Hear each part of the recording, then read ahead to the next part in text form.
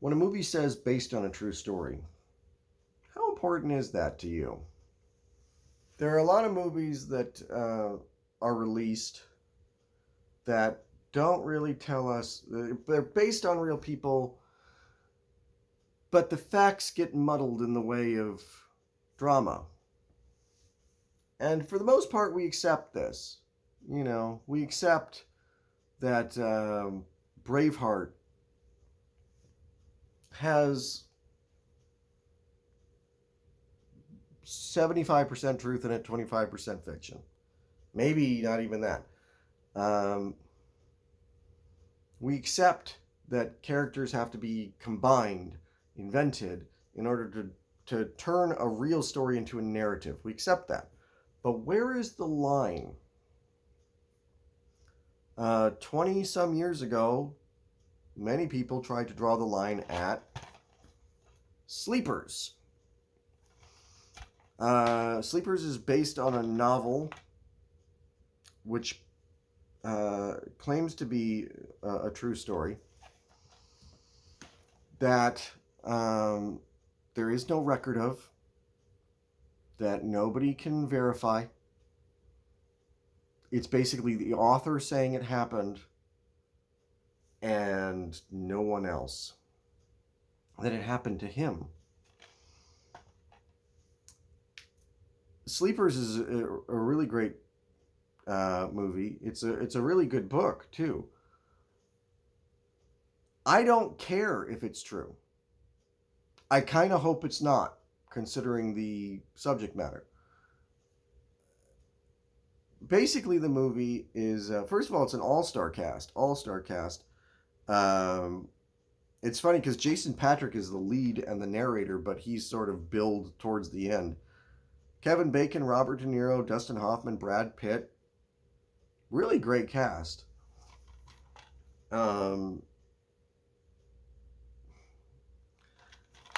Basically, the story is set early 1960s, Hell's Kitchen.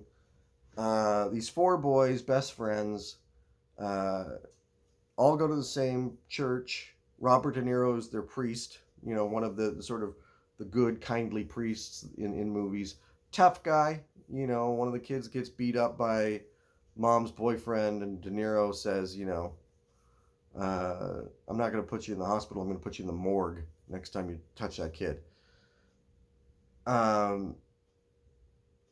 Really good movie. Really great cast.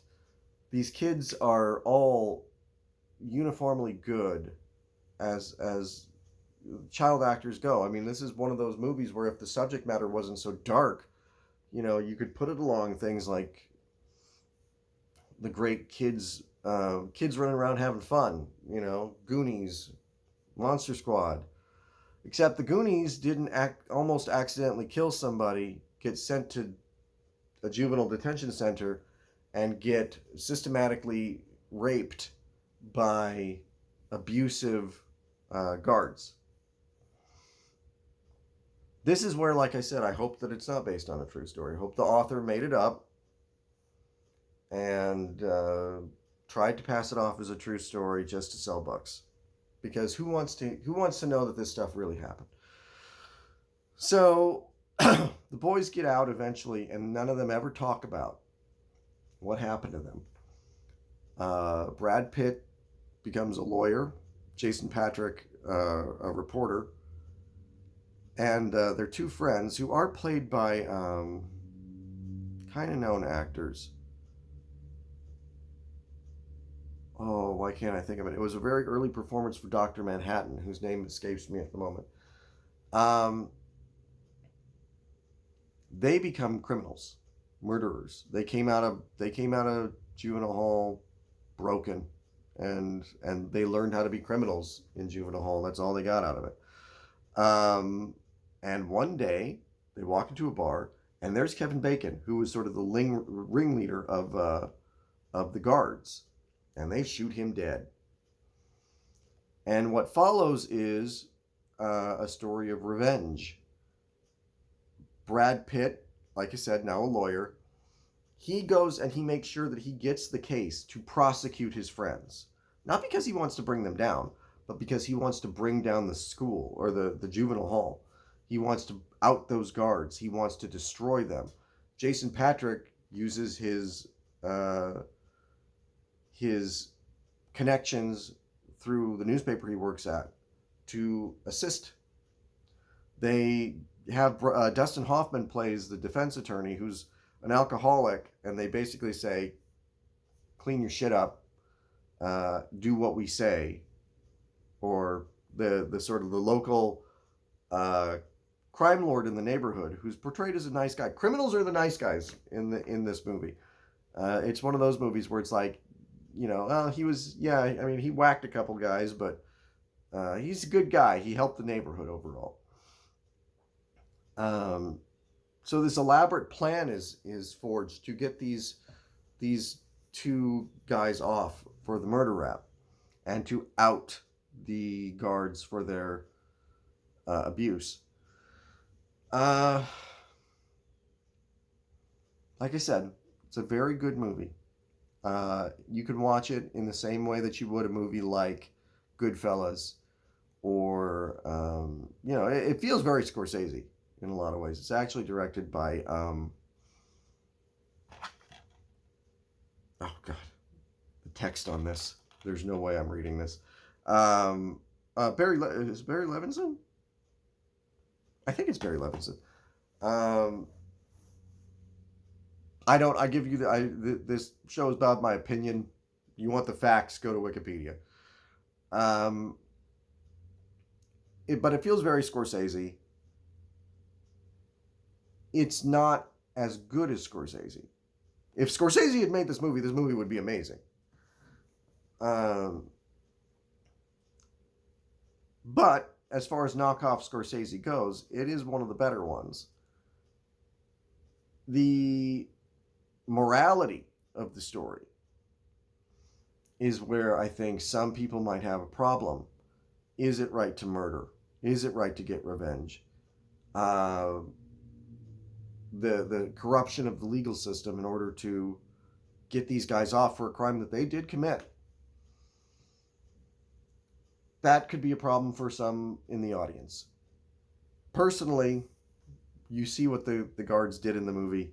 You kind of feel like they have it coming. I'm okay with it.